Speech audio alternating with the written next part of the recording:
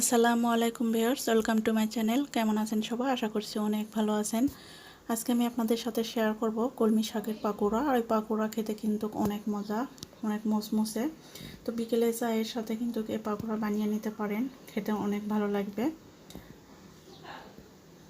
তো পাকোড়া বানানোর জন্য আমি এখানে এক আটি কলমি শাক নিয়েছি। আর কলমি শাক খুব ভালো করে ধুয়ে কেটে পানি ঝরিয়ে নিয়েছি। পানিটা কিন্তু খুব ভালো করে ঝরিয়ে নিতে হবে।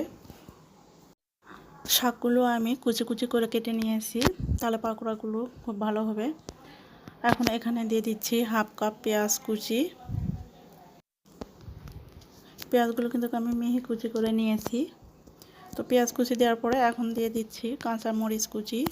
ঝালটা আপনারা কীরকম খেতে চান সেই অনুযায়ী ঝাল দিয়ে নেবেন। আর আমি এখানে শুধুমাত্র কাঁচা ঝাল দিয়েই এই পাকোড়া বানিয়ে নেব।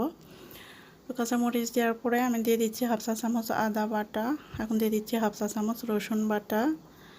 হাফ চা চামচ দিয়ে দিচ্ছি হলুদের গুঁড়া। হাফ চা চামচ দিয়ে দিচ্ছি জিরার গুঁড়া। আর স্বাদ অনুযায়ী লবণ দিয়ে দিচ্ছি। এখন সব কিছু হাত দিয়ে খুব ভালো করে মেখে নিব। খুব ভালো করে নরম করে মেখে নিতে হবে।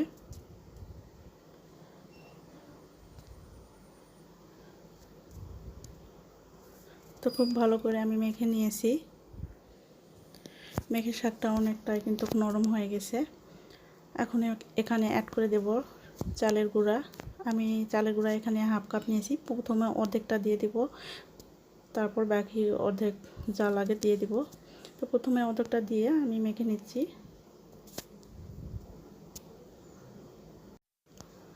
বাকি অর্ধেক চালের গুঁড়াটাও দিয়ে দিচ্ছি।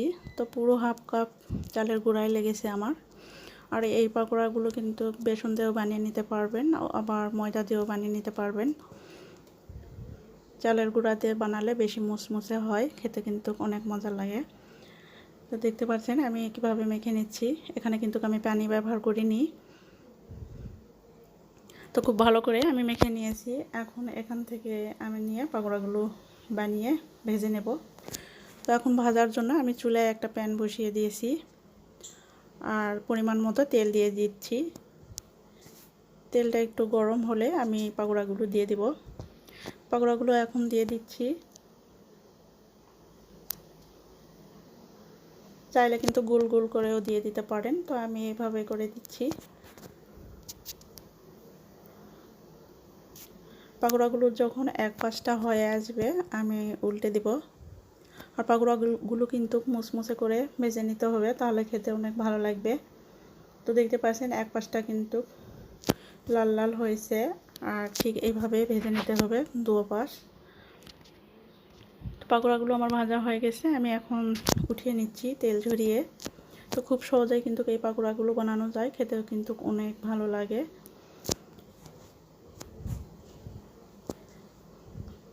বিকেলে নাস্তা হিসেবে চায়ের সঙ্গে এই পাকোড়াগুলো বানিয়ে নিতে পারবেন। তো কলমি শাকের এই পাকোড়া খেতে কিন্তু অসম্ভব মজার ছিল। বাসায় একবার হলে ট্রাই করে দেখবেন, ভালো লাগবে। তো আপনাদের কাছে কেমন লেগেছে কমেন্টস করে জানাবেন। ভিডিওটি ভালো লাগলে লাইক কমেন্ট এবং শেয়ার করে পাশে থাকা বেল আইকনটি প্রেস করে রাখবেন। আর আমার চ্যানেলটিকে সাবস্ক্রাইব করে দিবেন। একটা ভেঙে দেখিয়ে দিচ্ছি কেমন হয়েছে। দেখতে পাচ্ছেন, দেখে কিন্তু বোঝা যাচ্ছে মুচমুচে হয়েছে, খেতে কিন্তু অসাধারণ। তো আজকে এখানেই বিদায় নিচ্ছি। সুস্থ থাকবেন, ভালো থাকবেন। আল্লাহ হাফেজ।